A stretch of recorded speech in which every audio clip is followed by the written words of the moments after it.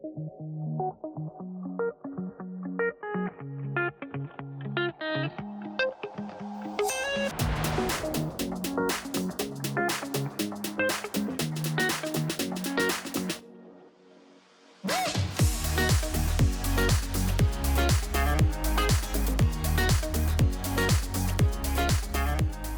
everyone, welcome to the Data Protection Forum 2025. I'm Mathilde Veron, I'm a Privacy and Regulations Lead here at Google. This event is specifically designed to empower privacy, legal and compliance professionals with the knowledge you need about Google Ads' existing policies and new audience and measurement solutions. We have a fantastic lineup of speakers who will be providing in-depth explorations of key privacy and regulatory topics, along with crucial updates on relevant Google products and new research on personalized ads. If something is unclear, submit your questions throughout the live stream via the chat box under the video. We have our experts on standby to answer them. If you wish to ask something more specific, please submit it via the form on the right-hand side of the screen, and we will be in touch. After this webinar, you will be able to find relevant resources under the Resources tab. Thank you for your interest in data protection and privacy at Google. We have over 200 of you joining us today, and it's wonderful to see such a diverse audience joining us from across Europe. Let's kick off. First, let's hear from my colleagues, Claire and Charlie, on the very important privacy topic of consent.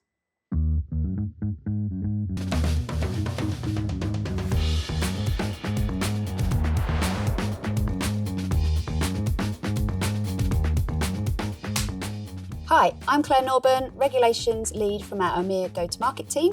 And I'm Charlie Delaney, a Senior Legal Counsel in Google's in-house legal team. And we're here to give you an overview of one of Google's core advertising policies, the EU User Consent Policy, also known as EUUCP, and this is a cornerstone policy of Google's compliance efforts. It ensures that Google's advertising partners are providing users across Europe with consistent transparency and control over how their data is used.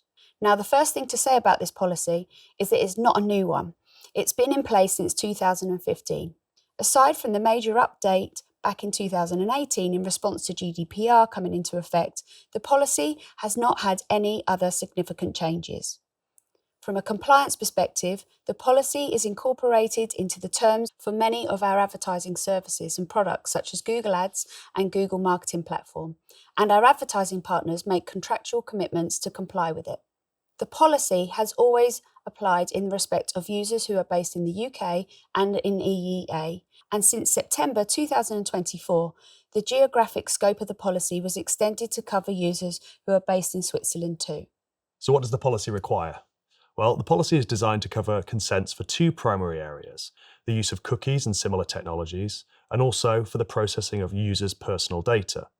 Firstly, the policy requires that our advertising partners obtain users' consent whenever they are using cookies or similar technologies in connection with their use of Google services. This language aligns directly with the requirements of the ePrivacy Directive, a Europe-wide law which was applied under local regulations. Google requires its advertising partners to ensure that user consent is sought before dropping any cookies or before tags are fired on your web pages or apps. You'll see that the first element of the EU user consent policy has a qualification at the end, the words "where legally required." Unfortunately, Google cannot advise on country-specific legal requirements, so you marketers listening to this video will need to work with your legal teams and privacy experts to determine what compliance means for you based on local DPA guidance for the countries where your users are located.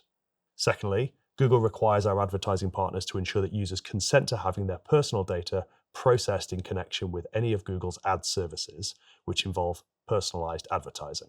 In this context, personalized means ads based on previously collected historical data, such as users' previous search queries, activity, visits to sites or apps, demographic information, or location. It's also worth keeping in mind that the two consent requirements in the policy are independent. Our advertising partners may still need to get user consent for the use of cookies or similar technologies, even if they aren't using Google's ad services to personalize ads. For EEA traffic, our advertising partners then need to communicate these consents via signals, either by integrating consent mode with your CMP or consent banner, or by using the TCF and sharing consent signals via a valid TC string. We recognise that there's some complexity and nuance here, and so we wanted to familiarise you all with some of the resources which are available to help explain the policy. To support the policy is a series of FAQs, and you can find them via the link at the top right of the policy itself, where it says Help with the EU User Consent Policy. This page offers additional guidance on best practices and practical tips for understanding and meeting the policy requirements. We would strongly recommend reading it. Understandably, there's a lot of interest in the ways in which Google is undertaking the auditing and compliance reviews, including the new consent signal requirements. Google can't provide legal advice on compliance, but in the FAQs there's an external checklist to avoid and troubleshoot some common mistakes when implementing a consent mechanism. Customer feedback shows that this checklist is very helpful when it comes to compliance with Google's policies and helps avoid flags by Google's audit teams. For example, our team has seen high volumes of policy violations in the requirement to include a link to Google's Business Data Responsibility site. In the FAQs, we specifically called that out as a requirement and strongly recommend that you add that link onto your consent banners or work with your CMPs to ensure that this is done. If, however, as part of the ongoing audit programme, Google identifies that a site or app is not in compliance with the policy, Google will take appropriate enforcement action. Google's goal is to work with partners to help them achieve compliance, so our first step will be to get in touch. Our priority is always to work with partners to get compliance right. As has been the case since 2015, Google gives sites or apps an opportunity to make any necessary changes to bring themselves in line with the compliance. But if the partner fails to engage with Google in good faith and fails to achieve compliance within a reasonable timeframe, this will result in enforcement action. One of the questions we get asked a lot is, which products do Google consider to be ads measurement and which are ads personalization? We thought it might be best to explain this with real products. Customer Match allows advertisers to upload their hashed first-party data to Google via an API, and then Google will match that data against Google user data to generate an audience list. That audience list is then used by the advertiser for more accurate targeted advertising. Customer Match is an ads personalization service, as it involves the retargeting of individuals based on information which has been collected about them. Contrast that with enhanced conversions for web and enhanced conversions for leads, which, in their purest forms, are measurement services, designed to measure how a conversion took place after users have seen your ads. The products which are labelled as ads measurement on your screen are therefore not within scope of the second part of the policy because, as ads measurement services, they do not involve ads personalization. However, please be mindful that if you're using these tools to create audience lists for retargeting, then you will still need to consider the requirement for the user consent.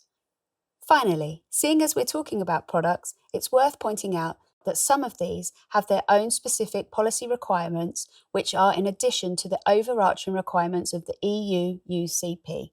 For example, Customer Match has its own policy which requires advertisers wishing to share their first-party data to make specific disclosures to the users about their hashed data and how it will be shared with their third parties such as Google. It's always worth reviewing the applicable terms and policies in conjunction with your legal advisors or privacy experts, or reach out to your Google rep for more information.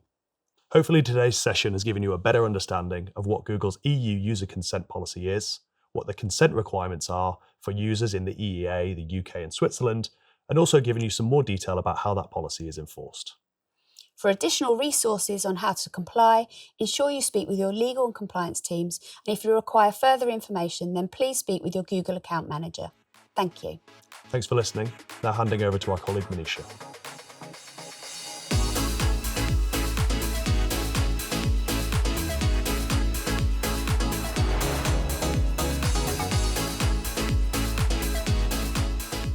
Hi, my name is Monisha, and I work in our privacy, safety, and security product and engineering team that builds Google's central privacy infrastructure across products like Maps, Search, YouTube, Android, Gmail, and more.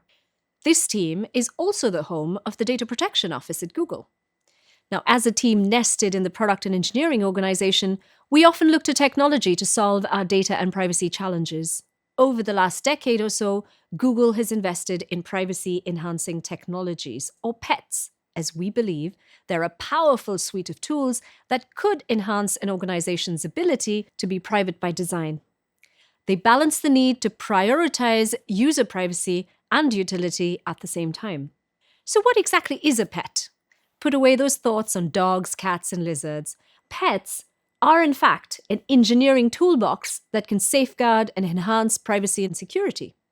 They minimize the collection, use, retention, and exposure of data with a certain degree of technical assurance, while also enabling insights from that data.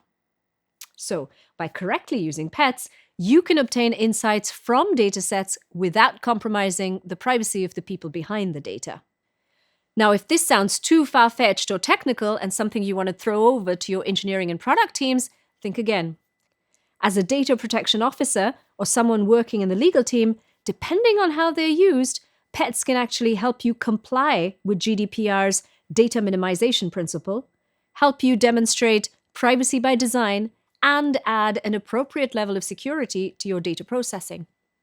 And if you're looking for a reason to bring your business and revenue teams on board, pets have been known to unlock business use cases that may have otherwise seemed impossible. Pets are being used everywhere, and you may not even have noticed them. If you flip open your phone and look in your maps for your favorite restaurant, you will see a panel with the information that includes a section called Popular Times, where you can get live information on how busy the restaurant is at that moment. This is powered by data from phones using a technique called differential privacy that adds a layer of noise and aggregates data in a way that protects user privacy but still provides valuable information on the busyness of a location. Differential privacy is perhaps one of the most used pets and has been used also in tools like the COVID-19 mobility reports during COVID. If any of you use Gboard on your phones, that is another great example of a pet in action. Gboard is the keyboard you can install that allows you to swipe your responses, but also predicts your next word or emoji based on the conversation you're having. How does it know this? It learns from your usage patterns, but all the data used for training the model stays on your device, offering privacy protection to you as a user.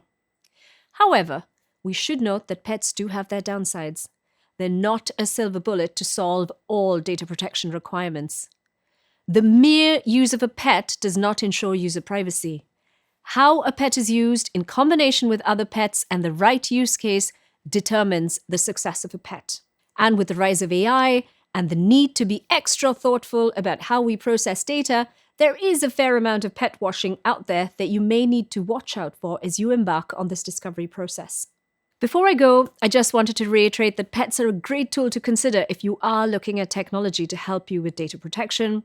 There are a ton of resources out there. Some of our work on pets has been open sourced, making it easier to access concepts like differential privacy. And if you engage with a group of privacy professionals in your region, it is likely that you will find technical experts who can help you get started. With that, let's hear from my colleague Kamal, who is one of our latest and most compelling pets use cases as seen in our ads products.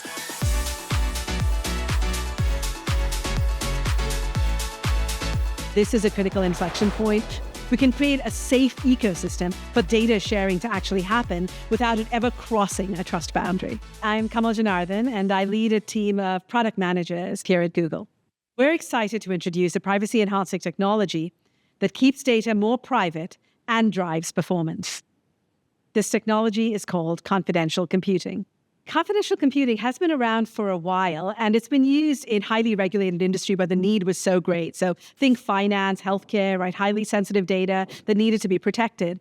But being able to use it at scale has only recently been possible because we've had the ability with technological advancements and processing to be able to use it for both privacy and ads performance in a way that we really weren't before. Confidential computing enables businesses to use and protect first-party data with isolated processing. Nobody else has access to it. So when you bring that information, you're able to process it and gain insights from it. The only access key available belongs to its owner, the advertiser, you. We're now introducing this tech into our ads products for the first time with confidential matching. Let me walk through an example of how this works. Imagine a small apparel brand. Let's call them Everloom, and they want to focus on growing their business, find new customers who love their amazing sweaters, grow their brand loyalty and their relationships, and find out which ads are most effective for their business. The best way to do that is with Evolume's own first-party data. And that's where confidential matching comes in. Evolume can connect their customer first-party data to the special protected environment that not even Google or any other publisher can access. And a process called attestation allows Evolume and any auditor, publisher, or regulator to verify that the data they bring into the trusted execution environment has not been tampered with, can be processed, and that the software that protects it remains uncompromised.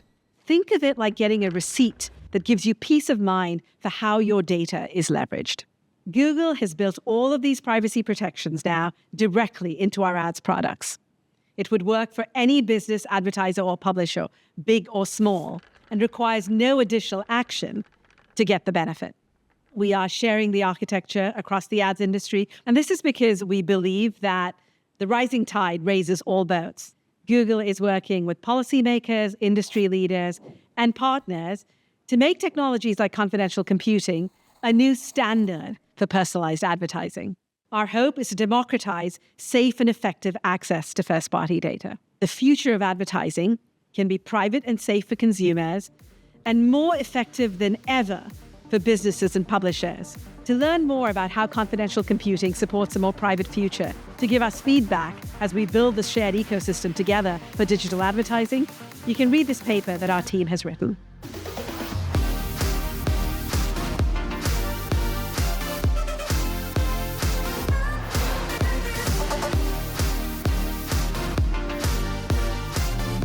Hi again. As we've just heard from Kamal, confidential computing, our latest pets for ads, now provides enhanced conditions to perform confidential matching for customers looking to optimize their marketing campaigns with their first-party data.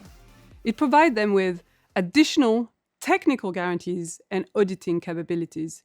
This is a great example of how Google is building technical solutions to solve real-world privacy-related questions. So let's take a closer look at how confidential matching works, the technical guarantees it provides, and the audience and measurement solutions currently supported by this new technology. Confidential matching works in a 4-stage process. First, before the matching can start, the data from each of the parties is fully encrypted. The encrypted data then enters a secured and isolated space called the Trusted Execution Environment, also called TEE. The confidential matching starts by identifying consistent data among the datasets and ignoring the unmatched data. The matched data is then made available in a format that is usable for the audience and measurement solutions you have activated. Simple, but let's have a look at the technical guarantees and controls provided in this process by hardware and software mechanisms. The TEE, the hardware part, creates a secure and private space to process the data that's inaccessible to Google or to the TEE operator. It allows customers to optionally encrypt their data with their own key for additional control. It also allows them to verify via cryptographic attestation that the matching operates exactly as intended and that Google is indeed isolated from the process. Finally, TEEs also ensure that what exits the environment is only matched data, meaning that Google won't learn any new customer information in the process. Any uploaded customer data, which wasn't a match, is deleted without ever being accessed or visible to Google. So the good news is that we're doing the heavy lifting here.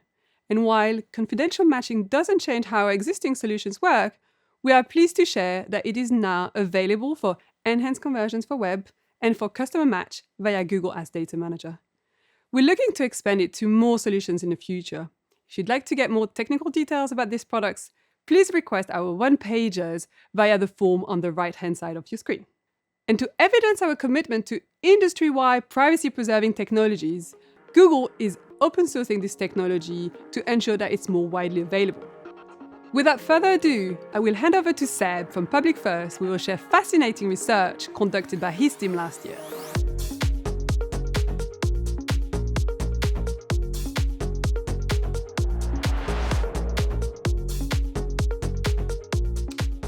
Hi, I'm Seb, and I'm pleased to present the key findings of a recent study titled The Impact of Digital Advertising on Europe's Competitiveness that my team at Public First provided the primary research for. The findings of the research have been analysed by the Centre for Information Policy Leadership. Today I will focus on the most significant takeaways at an EU level, but if you are interested in country-specific data, please fill out the form and we will be in touch. The study was conducted against a backdrop of concerns about slowing EU economic growth, as noted in the Draghi report on European competitiveness. Public First surveyed over 4,200 SMBs across the EU and nearly 500 in the UK, alongside a number of larger businesses and publishers across 13 European markets. All participants made use of personalised digital advertising and had a good understanding of their business's approach to marketing. So, on to the results. Firstly, the SMBs we surveyed reported several ways that personalised digital advertising supports European competitiveness. It has an impact on customer acquisition, on their competitive advantage, and on revenue growth. We found a clear sentiment that personalised digital advertising plays a vital role in supporting European competitiveness, especially for small and medium-sized businesses. 3/4 of European SMBs in our survey agreed that personalised digital advertising enables them to compete effectively with larger businesses. More directly, 86% of the European SMBs we spoke to reported an increase in their overall revenue over the past year that they directly attribute to their use of personalised digital advertising. This study shines a light on the way this type of advertising plays a role in the early journeys of growing businesses around the EU. It supports them as they reach new customers, as they try to get their products noticed in a crowded marketplace, and as they expand their operations. So when we asked these SMBs about the impact of digital advertising, 54% reported that digital advertising has allowed them to find new customers. We spoke to large businesses as well and found they had a similar experience, despite the different scale they're operating at. Again, over half said the same. We have to remember that these are businesses who often sell to very specific customer groups. Just over half of those that we surveyed reported as such. The proportions were even higher in some markets, over 60% in Finland, Sweden, and in Ireland. When we asked businesses who sell to very specific customer groups, 53% said personalised digital advertising was more effective than contextual advertising at reaching their target audience.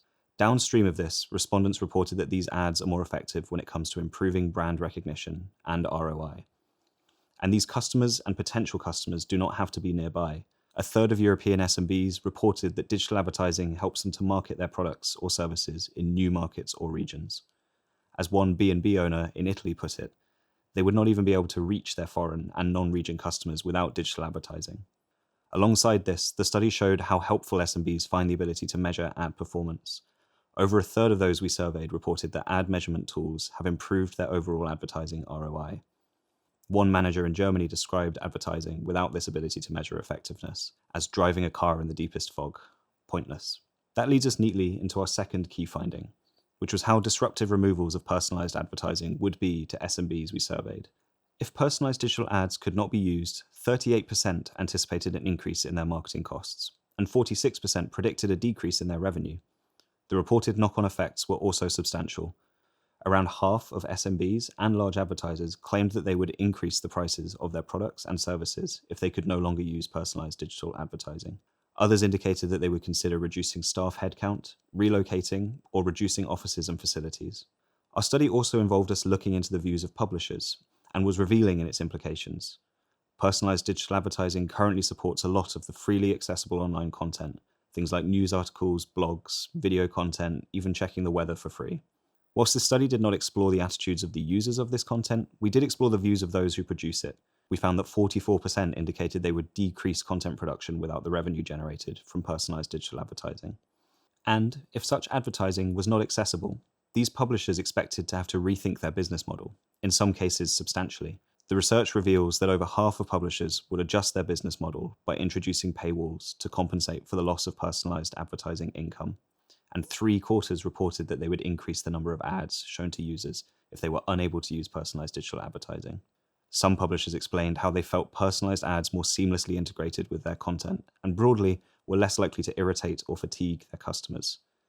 This research comes at an interesting time, as use of artificial intelligence gains pace.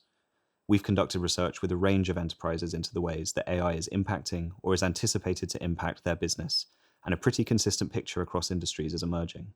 Although generally in the early stages of adoption, most businesses tend to be positive about the impact AI will have. Our study followed this pattern, with around 1/3 of EU SMBs believing AI will save them money on creative development and optimize audience targeting. This is one of the areas that I expect will change most drastically over the next few years. We'll have to wait and see just how much this unprecedented change is going to alter the way businesses market themselves.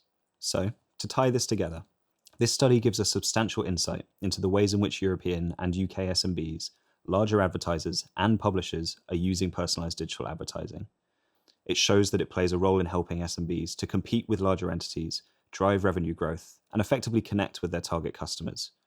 It shows the challenges that these organizations see from limitations to advertising, and gives us a sense of how that could manifest for their end users. These are critical insights for policymakers. And over the coming years, as the world of digital advertising continues to evolve, it is important these business voices do not get lost along the way. If you want to find out more, check out the full report, which is available under the Resources tab. Thank you for your time.